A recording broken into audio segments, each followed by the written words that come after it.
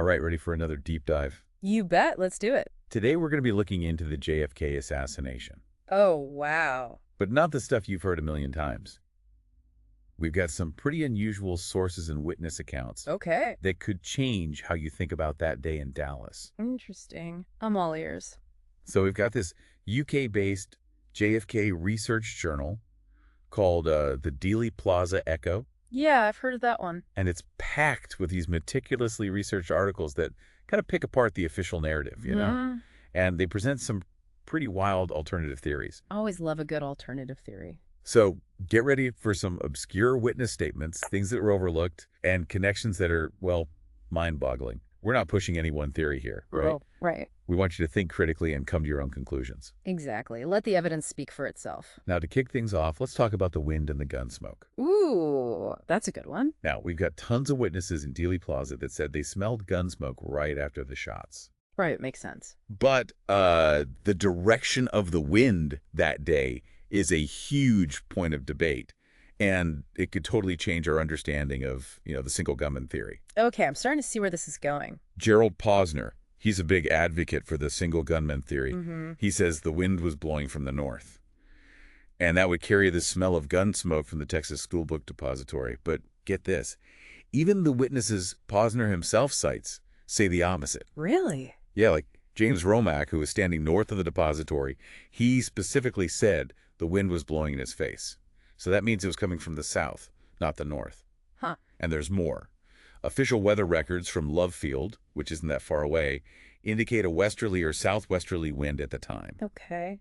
And then look at the Zapruder film. The flags in a limo are streaming back, which means the wind was coming from the west or southwest. Interesting. So if the wind wasn't coming from the direction of the book depository. Exactly.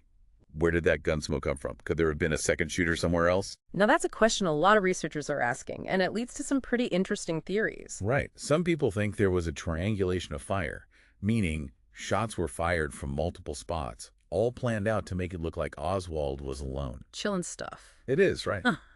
All right, let's shift gears a bit and talk about this guy named Igor Vaganov, ex-Navy guy, super mysterious, in Dallas just before the assassination. All right, lay it on me. So 10 days before Kennedy's assassination, Vaganov just leaves his job in Philly and drives to Dallas with his new wife, Anne.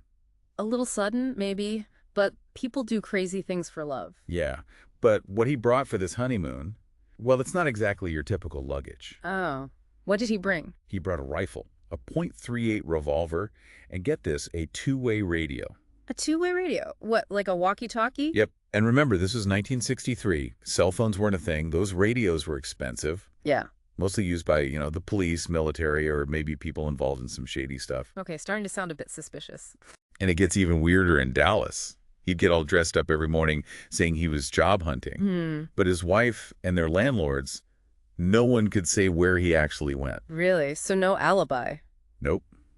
And some reports even say he worked at this company, Texas Consumer Finance Company, in the same building as Jack Ruby's club. Oh, now that's interesting. So he might have actually known Jack Ruby. Yeah, possibly. Could he have been working for Ruby, doing errands or using his radio to listen in on things? Worth looking into, for sure. Totally. And then there's the murder of Officer J.D. Tippit, the one killed shortly after Kennedy. Right. Some witnesses say they saw Vaganov near the scene in a red car. And that red car detail pops up a lot in different accounts from that day. The red car. Some say it was just a coincidence. Others think it was a getaway car. Right.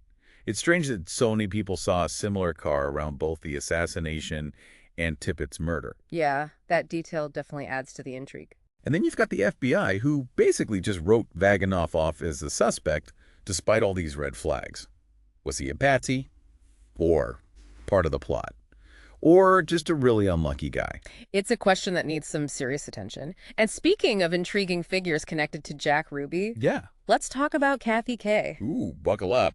This is where it gets really interesting. Kathy Kay, an English stripper.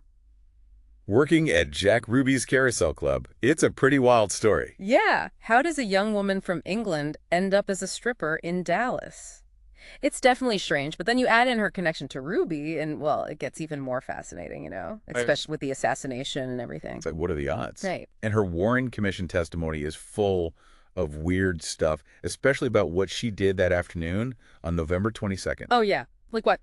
So she spent hours with her boyfriend, Harry Olson, who was, get this, a Dallas police officer. Okay. But he was off duty that day. And they were supposedly doing some kind of guarding job. A guarding job. Yeah. But no one knows what they were guarding or who they were working for. That's pretty vague. Right. Makes you think, were they part of some unofficial security detail for Kennedy's visit? Possibly. Maybe working for someone like, I don't know, Jack Ruby? It's a thought. Especially since we don't know why Olson was even off duty in the first place. Wait, why was he off duty? He hurt his knee ice skating a few weeks before the assassination. Okay. But he was skating with Jack Ruby and another stripper. Whoa, hold on. It's all connected. It's a lot of coincidences, that's for sure. Too many if you ask me. Yeah.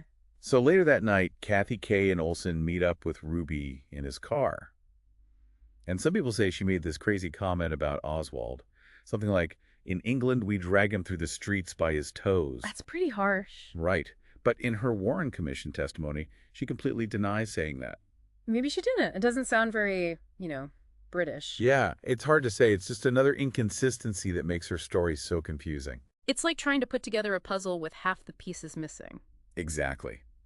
And the rumors about Kathy Kay, they're almost as interesting as the facts. Oh, like what? Some say she danced with Oswald at the Carousel Club.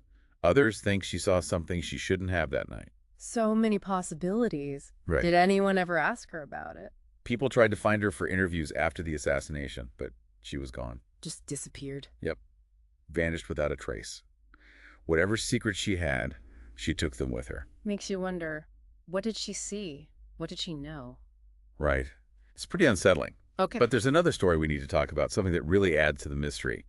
Have you heard of Fred Reeves and the missing ONI reports? I've heard the name, but refresh my memory. Okay, so Reeves, he was an officer with the Office of Naval Intelligence, ONI for short.